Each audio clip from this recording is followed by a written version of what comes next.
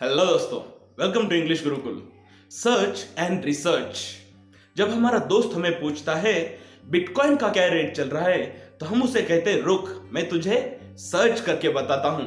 और जब वही दोस्त हमें कहता है कि मैं बिटकॉइन के अंदर इन्वेस्ट करूं या ना करूं, तो हम उसे कहते हैं रुक, मैं तुझे रिसर्च करके बताता हूं।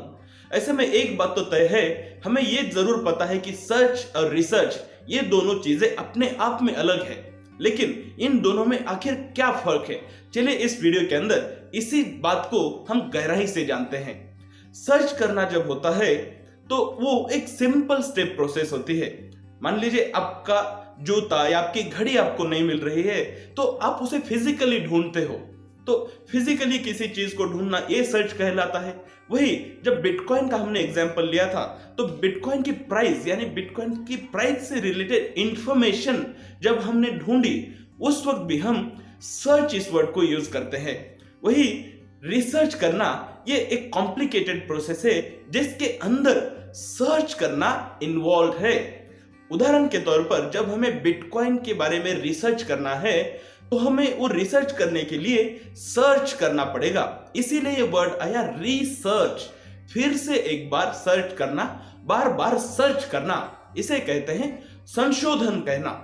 संशोधन करना या रिसर्च करना एक 3 स्टेप प्रोसेस है, जिसकी पहली स्टेप है इंफॉर्मेशन या डेटा को कलेक्ट करना।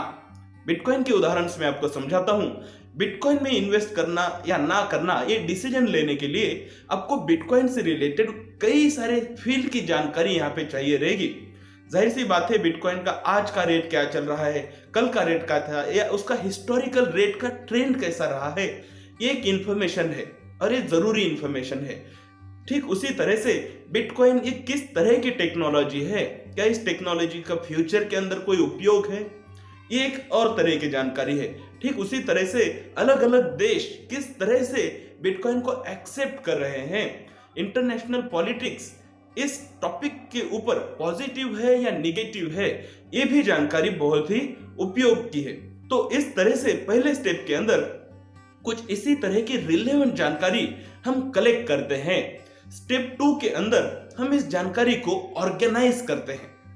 अब जैसे कि मैंने आपको उदाहरण देते वक्त ही हिस्टोरिकल प्राइस, टेक्नोलॉजी का यूसेज और इंटरनेशनल रिलेशंस या फिर इंटरनेशनल पॉलिटिक्स, ये 3 अलग अलग सेक्टर की जानकारी दी थी। तो हम इस जानकारी को सेक्टर के हिसाब से ऑर्गेनाइज करेंगे।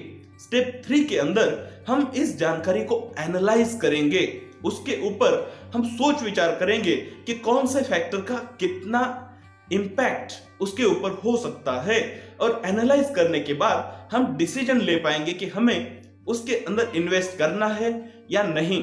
रिसर्च किसी भी चीज के बारे में किया जा सकता है, इसीलिए हम देखते हैं कि रिसर्च साइंटिफिक चीजों के ऊपर तो होता ही है, साथ ही साथ सोशल इश्यूज के ऊपर भी रिसर्च किया जाता है।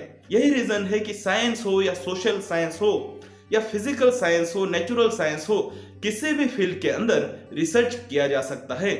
उम्मीद करता हूं आपको इन दोनों वर्ड्स का मीनिंग अच्छे से समझ गया है। अगर ऐसे ही कुछ वर्ड्स हैं जो आपको कंफ्यूज करते हैं, तो जरूर कमेंट कर बताइए। अगले वीडियो के अंदर मैं उनका मीनिंग अच्छे से एक्सप्लेन कर दूंगा। चलिए मिलते हैं नेक्स्ट वीडियो के अंदर। Bye bye.